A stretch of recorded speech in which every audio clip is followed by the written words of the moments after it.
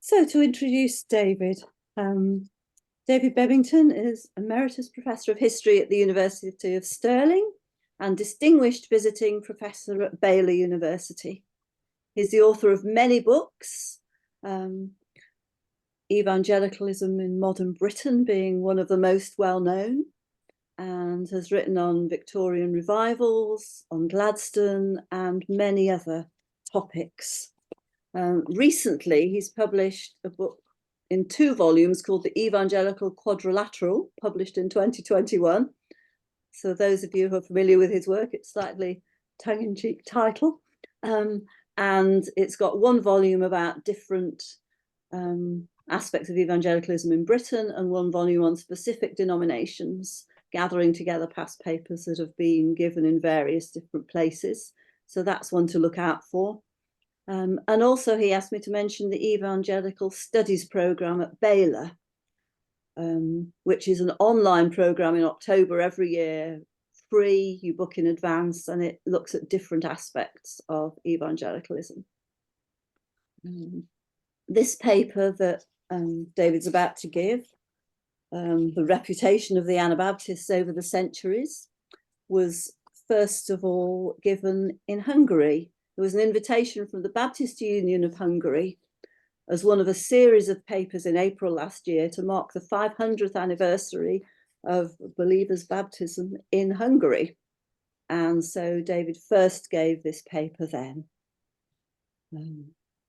So I'd like to hand over to David, though we still seem to have Stuart in the middle of the screen for some reason. I'll mute myself.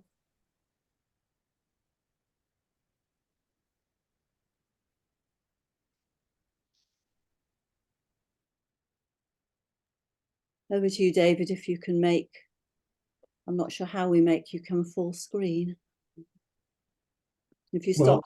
Well, I'll start anyhow, should I? Very good. Well, Linda, thank you very much for introducing me. Thank you for plugging the Evangelical Quadrilateral, which is a book that I'd love everybody to buy. Thank you also for inviting me in the first place. I'm grateful to have a chance of speaking to this group, which is one that I was aware of, chiefly through Alan Kreider, that excellent person who, alas, is no longer with us, and equally excellent as a historian. But I'm very grateful for the chance to speak here, as I was to speak in Hungary, as Linda has explained. It is the same paper, and therefore you might notice 1 or 2 tweaks which reflect its Hungarian targeting originally. So my title today is The Reputation of the Anabaptists Over the Centuries. The Anabaptist movement, though united in its practice of believers' baptism, was a diverse phenomenon. It's been established during the last half-century that it had distinct origins and contrasting characteristics in different lands. In Switzerland, in South Germany, and in the Netherlands with North Germany. Anabaptists were found in regions further east, including in Moravia and Hungary, and eventually in Prussian Poland and in Tsarist Russia. Some sought refuge by crossing the Atlantic Ocean to settle in North America. There was therefore enormous variation over space and time. Inevitably, the attitude of outsiders to the movement differed according to where and when they were expressing their opinions. This study of its reputation amongst other people will examine in turn the periods of the movement's existence: the 16th century, the 17th and 18th centuries, the 19th and 20th centuries, and the recent past, while drawing on evidence from many parts of Europe and North America. It will show how the balance of opinion swung over time from general condemnation to warm appreciation.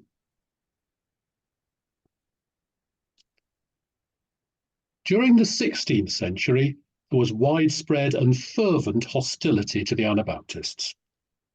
The first set of reasons for the fierce antagonism was theological.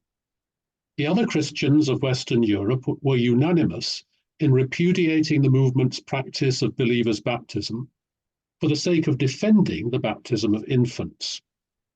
Anabaptists might claim that babies were incapable of understanding the faith and so unsuitable for baptism, but by contrast, Martin Luther contended that infant baptism went back to the time of the apostles. In a tract of 1528, he deployed a host of ingenious arguments for his view, including that the unborn John the Baptist leapt in his mother's womb, and so even a fetus was capable of faith. Roman Catholics shared Luther's outright opposition to the Anabaptists. One of their German theologians, Johann Fabri, asserted that refusing baptism to infants was the equivalent of sacrificing children to the devil. The Reformed joined in the chorus of censure by holding that, as they claimed in a Friesland disputation of 1596, that shameful and terrible errors of the Anabaptists overthrow the foundation of eternal salvation. The alleged errors went beyond the rejection of infant baptism to a false Christology. The Dutch Anabaptists generally followed Melchior Hoffman in holding that Christ's flesh was derived not from his mother Mary, but directly from heaven. That, according to the Orthodox, was to undermine the incarnation. This was the first reason why, in 1575, the Bishop of London condemned some Flemish Anabaptists who had arrived in England. Forthright resistance to the faith and practice of the Anabaptists on theological grounds was normal in 16th century Europe. So was opposition to them for social reasons. The continent had come to accept that religion was the supreme bond of society, uniting all ranks in a common profession of faith. The Anabaptists now challenged that unity. Only those who accepted believers' baptism, they asserted, composed the true church, which repudiated the values of the community at large. Each church believed in maintaining separation from the world by corporate enforcement of discipline, placing those who lapsed from Christian standards under the ban. Members of families were not allowed to live with those who had been put under the ban, and so this practice of shunning broke up families. Theodore Beza, Calvin's successor as the spiritual guide of Geneva, came to believe that Anabaptists condemned legitimate marriages altogether. Many others scented a whiff of scandal about the movement. As early as 1533, Sir Thomas More, until the previous year the Lord Chancellor of England, supposed that Anabaptists held that all women ought to be common to all men. Because some Anabaptist women did break with traditional gender roles, even preaching on street corners, the charge of social subversion seemed to carry weight. Although most female Anabaptists played similar parts in marriage to women in the ranks of their critics, the movement suffered from appearing to cause the disintegration of the customary social order. There was also an economic critique of the Anabaptists. Early modern Christians at large believed in private property as the basis of collective organization. Some of the first Anabaptists in Switzerland, however, decided to follow the example of the believers who, according to the book of Acts, possessed everything in common. At Zollikon in the canton of Zurich, they went so far as to break the locks of their doors, chests, and cellars to show that members of other families were welcome to take whatever they needed. This eruption of popular communal ownership seemed outrageous. In 1527, an imperial decree proclaimed that all who practiced the community of goods should suffer beheading. A year later, the Lutheran theologian Melanchthon denounced the Anabaptists for experimenting with common ownership, suggesting that, like Plato, they believed in imposing the principle on the whole of society. Most Anabaptists dropped their radical communal policies after a short while, though, partly because Melanchthon's attack on them was frequently republished, they were long suspected of rejecting private property. When in later years they adopted mutual aid rather than more drastic types of economic reform, their continuing dedication to helping each other rather than non-members could arouse resentment.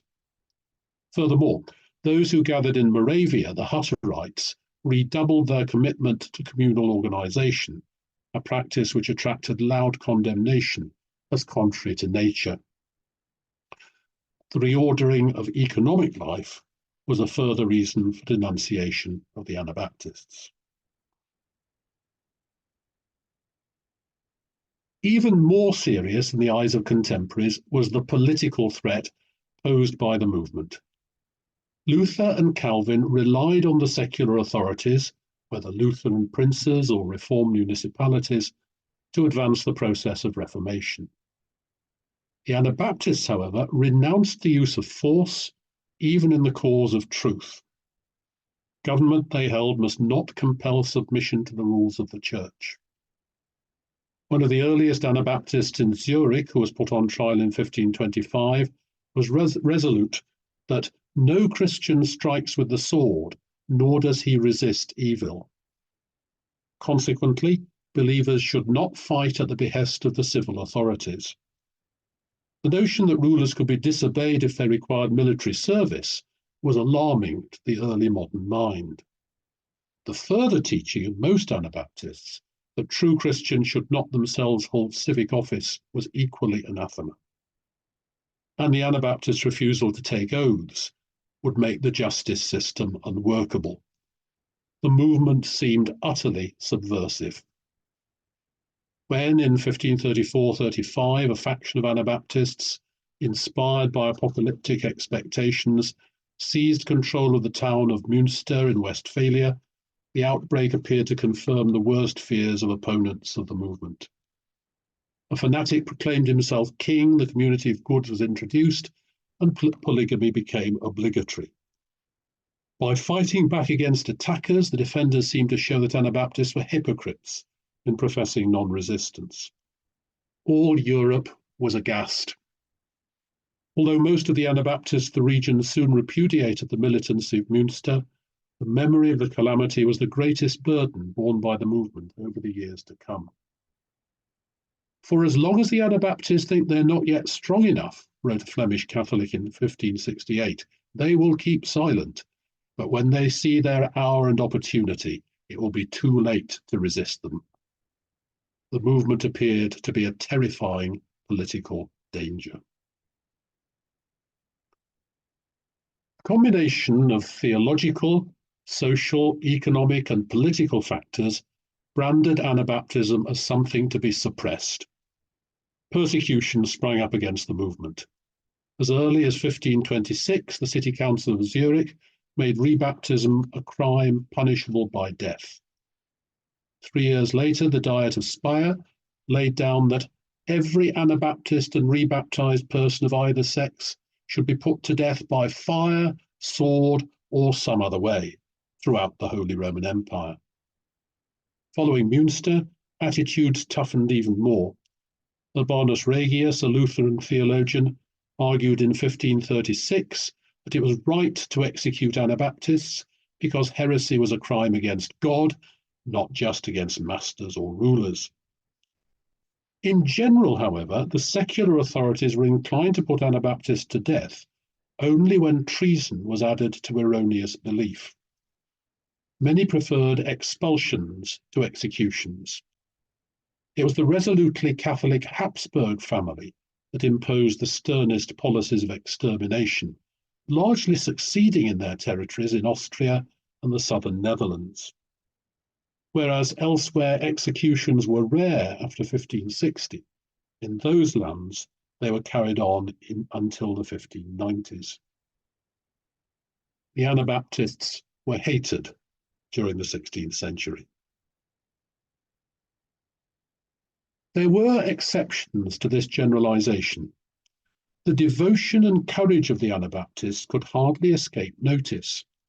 Wolfgang Capito, the reformer of Strasbourg, recognized that their zeal could not be insincere. For what earthly advantage could they hope to win, he wrote in 1527, by enduring exile, torture, and unspeakable punishment of the flesh. In 1531, representatives of several South German cities met at Memmingen, resolving not to use force against the Anabaptists, and so to treat the imperial decree against them as a dead letter. Although the Münster episode hardened hearts towards the Anabaptists, subsequently attitudes tended to mellow. Menno Simons exerted a pacifying influence over the Anabaptists of the Netherlands. As his followers, now called Mennonites, showed that they could lead peaceful lives, toleration became more of a possibility, especially in the Netherlands. The Reformed, the dominant ecclesiastical party in that country, unlike Lutherans and Catholics, were willing to hold disputations with the Anabaptists rather than condemning them outright. William the Silent, founder of the Dutch state, pronounced in 1577 that Anabaptists need not take oaths, could open shops, and were to be free of official harassment. The way was opened for further shifts of opinion.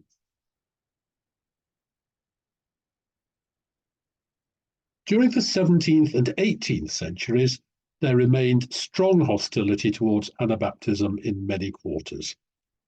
The horrors of Münster were remembered, with, for example, 3 German plays about the catastrophe being published as late as between 1777 and 1793. After the restoration of the monarchy in England in 1660, in the wake of Oliver Cromwell's revolutionary Puritan Commonwealth, the perils of religious radicalism were highlighted in royalist propaganda by references to Münster. Anabaptists elsewhere were to be kept in their place. In the canton of Bern, the strongest outpost of Swiss Anabaptism, there were periodic episodes of government repression, and even in the Netherlands, the Dutch Reformed Church sometimes demanded the enforcement of measures against the Mennonites. Louis XIV ordered the expulsion of the Anabaptists from France in 1712, and in 1724, King Frederick William I of Prussia did the same, exclaiming, "I cannot abide such useless worms that refuse to become soldiers." The old worries about the subversive nature of Anabaptism and its disloyalty to the state persisted. Favourable opinions about the Anabaptists, however, grew stronger. One reason was that the movement patently posed no threat to the established order. Already in the 17th century in the Netherlands, the Waterlanders, the most liberal of the Anabaptist parties, included many prosperous merchants who shed their inhibitions about separation from the world. Accommodation with governments became possible. In about 1670, a group of Frisian Mennonites lent the government over 1 million guilders for building warships in exchange for freedom of worship and exemption from military duties. Furthermore, characteristic hard work of the Anabaptists paid dividends. In Germany and France, local rulers no longer saw them as an economic danger, but regarded them as able and responsible tenants, an economic asset. Enlightenment writers, more tolerant of religious differences than the ecclesiastical authorities, began to offer appreciative estimates of the Anabaptists. The only figure portrayed entirely favourably in Voltaire's Candide of 1755 is the Mennonite Jacques. Others admired the honesty and peaceable temper of the Anabaptists. The chief of the Amsterdam police force declared in 1772 that over half a century he had not found a single major accusation on the criminal registers of the city against a member of the Brotherhood. The balance of opinion was beginning to swing in favour of the Anabaptists.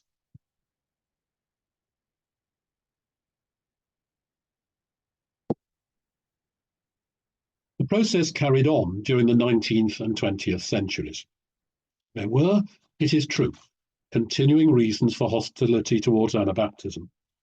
The chief cause was its teaching of non-resistance.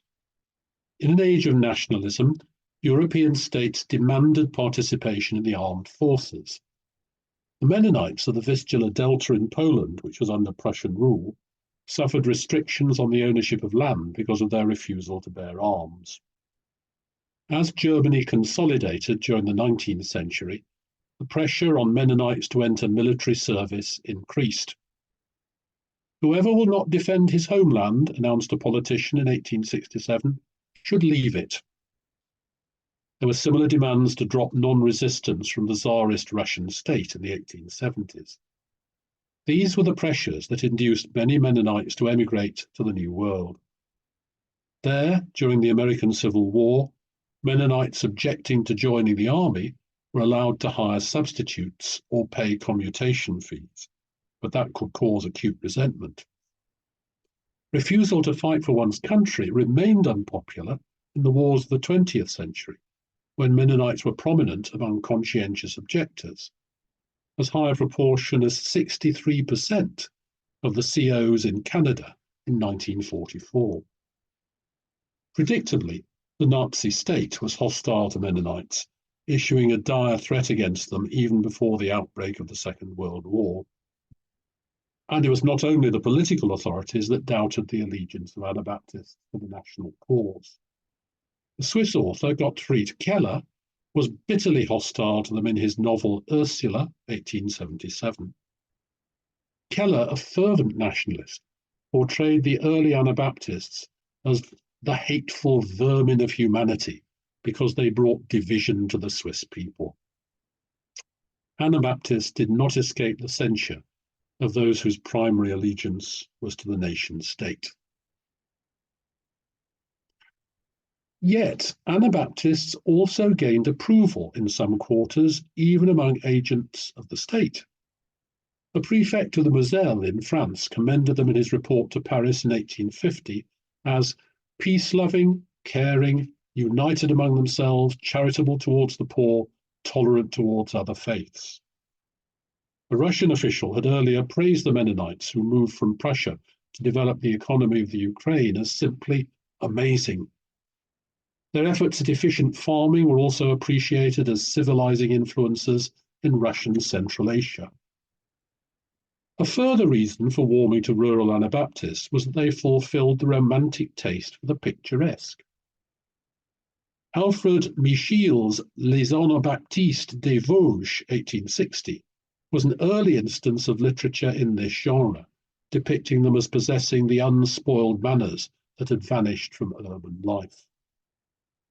At the same time, many Mennonites in the New World as well as the Old were drawn into evangelical networks and so gained acceptance and respect. The Continental Reveil affected a significant portion of the movement, so that when the Evangelical Alliance held meetings in Berlin in 1857, the official delegates included German Mennonites. Likewise, in the United States, sections of the Mennonite groupings adopted the ways of the evangelical community, such as Sunday schools and revival services.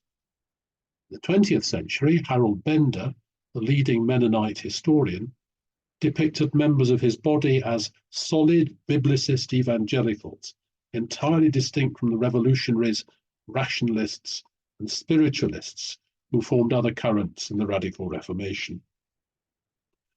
The progressive Mennonites of the Brethren in Christ, in particular, turned into just another American evangelical denomination. The Anabaptists were achieving appreciation by assimilation. The 19th and 20th centuries were also marked by a rehabilitation of the early Anabaptists by historians. The process started with Carl Adolf Cornelius, the liberal Catholic author of A History of the Münster Rising, 1855-60, who used eyewitness accounts of the episode to illuminate the rebels' motives. One of those inspired by Cornelius was Joseph von Beck, who published a selection of source material about the Hutterites of Moravia and Hungary in 1883. By 1900, when Williston Walker, for long the most respected church historian in the United States, published a study of the Reformation, he applauded the Anabaptists for their patient endurance of persecution, their devotion to truth as they understood it, and their courageous faith. Marxists, including Friedrich Engels and Karl Kautsky, began to see the Anabaptists, whom they merged with the German peasants who rose against their lords in 1524 to 25, as forerunners of the future proletarian revolution. That tendency reached a climax in the communist ideology of East Germany, underpinned by a scholarly monograph by Gerhard Chabitz. A body of people with stronger claims to an affinity with the early Anabaptists were the Baptists, who had origins in 17th century England. Already in 1853, the American Baptist J. Newton Brown treated the Mennonites as belonging to the great Baptist family. A century later, Ernest Payne, a distinguished English Baptist church historian and ecumenical statesman, argued that the spiritual roots of the Baptists were to be found in the left wing of the Reformation. The original Anabaptists were no longer confined to the margins of history, but for a variety of different reasons, celebrated as heroic innovators. In the recent past, the Anabaptists have still been criticised. The leading British historian of Europe in the 16th century, Geoffrey Elton, wrote in 1963 that though pious and respectable sects may today look back on it as an ancestor, the Anabaptism of the early Reformation was violent, empowering the resentful and leading to terror. Münster remained at the front of his mind. But the bulk of the writings of the post-war period have been far more sympathetic. A Swiss novel, Katharina Zimmermann's Die Fuge, 1989, for instance, depicted the rustic Anabaptists of the canton of Bern in the later 17th century as epitomizing noble values under persistent oppression. It helped sway public opinion to hold a year of national commemoration of the Anabaptists in Switzerland in 2007. In America, the Old Order Amish, who had parted from the Swiss Brethren in 1693 in order to preserve strict separation from the world, became a tourist attraction because of their continuing refusal to adopt bright clothes, the English language, or even in worship, or even electricity. The Hutterites, strong in Canada, were also respected, but for the opposite reason, their ability to prosper in agriculture without compromising their traditional religious beliefs. The theology of the Mennonite tradition also drew an increasing appreciation. John Howard Yoder, though subsequently shamed for misbehavior with women, proved extremely influential through his book, The Politics of Jesus, 1972.